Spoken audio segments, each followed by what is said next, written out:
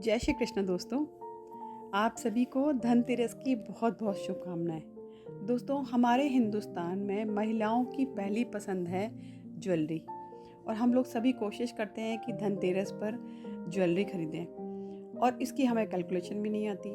तो हमें जो कैलकुलेशन बता दी जाती है या हमें जो दुकानदार के द्वारा कैलकुलेशन समझा दी जाती है, हम लोग उसी कैलकुलेशन को मानते हुए उसका पेमेंट करके आ जाते हैं।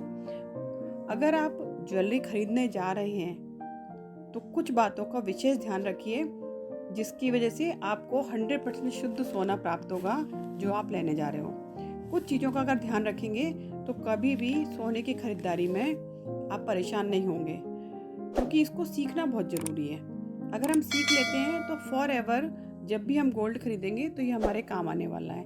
इसके लिए मैं कुछ बातों को बताती हूँ, उनको ध्यान से सुनिए और देखिए। सोने में निवेश करना हमारी पसंद तो ज़रूर है। हमें पता है कि शुद्ध सोना जो होता है वो 24 कैरेट का होता है, मगर जो ज्वेलरी बनती है वो कभी 24 कैरेट में नहीं बनती है। इसका रीज़न ये है कि 24 कैरेट जो होता है वो बहुत सॉफ्ट गोल्ड होता है, जिसकी वजह से ज्वेलरी उसमें नहीं बन सकती। तो मोस्टली जो ज्वेलरी बनती है वो 22 कैरेट में बनती है। इसलिए जब भी गोल्ड खरीदें तो हॉलमार्क देखकर ही गोल्ड खरीदें, क्योंकि इससे सोना खरीदते वक्त उसकी क्वालिटी पर जरूर गौर करें। सबसे अच्छा है कि हॉलमार्क देखकर खरीदें। हॉलमार्क जो है सरकारी गारंटी है। हॉलमार्क का निर्धारण भारत की एकमात्र agency bureau of India standard BIS करती है।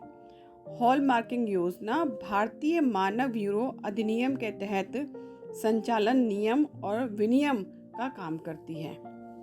तो अगर आपने देखा है कि आपकी ज्वेलरी हॉलमार्क है तो आप आंख बंद करके ले सकते हैं। अब मैं आपको बताना चाहती हूँ कि जब भी आप ज्वेलरी खरीदते हैं तो उस ज्वेलरी पर एक नंबर लिखा होता है। वो नंबर ये बताता है कि आपकी जो ज्वेलरी है वो कितने कैरेट की है। आप 24 कैरेट गोल्ड ले रहे हैं तो उसको नंबर मिला होगा 999। तो अगर आप 24 कैरेट की कोई भी चीज़ ले रहे हैं तो उस पर नंबर चेक करिए, उस पर 99 लिखा है या नहीं। अगर लिखा है तो वो 24 कैरेट है। इसी प्रकार अगर आप 23 कैरेट का गोल्ड ले रहे हैं, दुकानदार बोल रहा है इसमें 23 कैरेट का गोल्ड है, तो आप उस पर नंबर चेक करिए, उस पर लिखा होगा 958। और अगर आप 22 कैरेट का गोल्ड ले रहे हैं तो 22 कैरेट की जो ज्वेलरी होती है उस पर लिखा होगा 916। अगर उस पर 916 लिखा है तो यानी कि वो 22 कैरेट की ज्वेलरी है। और 21 कैरेट का ले रहे हैं आप तो इस पे लिखा होगा 875। और 18 कैरेट का ले रहे हैं गोल्ड, क्योंकि आजकल जो डायमंड की या और ज्वेलरीज आ रही है वो 18, 16, 14 ऐसी कैरेट में आती हैं। तो 18 कैरेट का अगर गोल्ड है तो उस पर लिखा होगा 750 लिखा होता है। इससे इसकी शुद्धता में शक नहीं होता। अगर दुकानदार बोल रहा है कि इतने कैरेट का है और उस पर वो नंबर लिखा हुआ है तो इसका मतलब उस पर शक करने की ज़रूरत नहीं है। वो जितने परसेंट का बोला जा रहा है वो उतने परसेंट का है। दोस्तों, गोल्ड की प्योरिटी को समझना बहुत आवश्यक है। हम लोग कहते हैं 22 कैरेट का गोल्ड लेना है, इसमें जो है 22 कैरेट का गोल्ड है, तो हमको ये पता होना चाहिए कि 22 कैरेट गोल्ड में कितने परसेंट जो है गोल्ड है। इसमें होता है 91.66% गोल्ड। 20% कैरेट की अगर हम बात करते हैं कि 20 कैरेट की ज्वेलरी ले रहे हैं तो इसमें कितना गोल्ड होता है, ये होता है 83.33% गोल्ड। 18 की बात करते हैं, 18 कैरेट का गोल्ड है इसमें, तो उसमें गोल्ड कितना होता है 75%। 14 की बात करते हैं कि 14 कैरेट गोल्ड, क्योंकि हम डायमंड की जो ज्वेलरी लेते हैं मोस्टली, तो उसमें 14 और 16 इस कैरेट के गोल्ड होते हैं। तो हमको ये पता होना चाहिए अगर हम 14 कैरेट का गोल्ड ले रहे हैं तो उसमें गोल्ड कितना है। उसमें है गोल्ड का जो परसेंटेज है वो 58.33% है। 17 कैरेट की बात करते हैं तो 17 में होता है 70.83% गोल्ड होता है, और 16 कैरेट में 66.6% गोल्ड होता है। तो ये होता है कि अब इसकी हम कैलकुलेशन कैसे करें कि इसमें इतना गोल्ड होता है।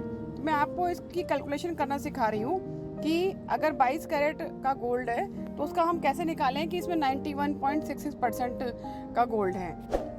तो आपको करना क्या है, आपको सबसे पहले 1 कैरेट गोल्ड का मतलब पता होना चाहिए। 1 कैरेट गोल्ड का मतलब होता है 1/24%, यानी कि 1/24। अगर 1 को डिवीज़न कर दे 24 से तो आपका जो है 1 कैरेट गोल्ड का परसेंटेज निकल आएगा। तो आपको क्या करना है, जैसे 22 कैरेट का निकालना है तो आपको क्या करना है 22/24 और गुणे 100 कर दीजिए, तो इसका परसेंटेज आ जाएगा 91.66, यानी कि इसमें इतने % गोल्ड है। ऐसे अगर हमें 20 कैरेट का निकालना है तो क्या करना पड़ेगा 20/24 गुणे 100, तो आप क्या कर आ जाएगा आंसर 83.33, यानी कि 20 कैरेट गोल्ड में 83.33% गोल्ड है।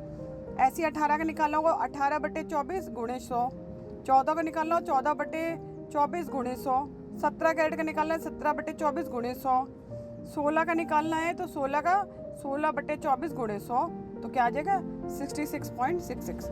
तो आपको ये मालूम पड़ जाएगा कि गोल्ड की कितनी प्योरिटी आप ले रहे हैं, क्योंकि जो भी ज्वेलरी आप ले रहे हैं उसमें गोल्ड कितना है, तभी तो आप कैलकुलेशन कर पाएंगे।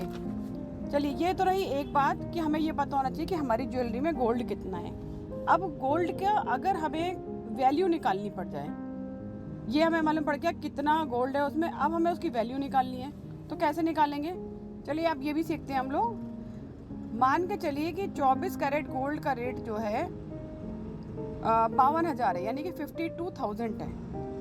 तो अगर हमें 22 कैरेट का गोल्ड का रेट निकालना है तो कैसे निकालेंगे? पहले अब 24 कैरेट गोल्ड का रेट है 52,000, तो 22 कैरेट का क्या निकालेंगे 52,000/24 और गुणे 22, तो क्या इसका निकल के आएगा 47,666, यानी कि ये जो रेट निकल कर आया ये 22 कैरेट गोल्ड का निकल के आया।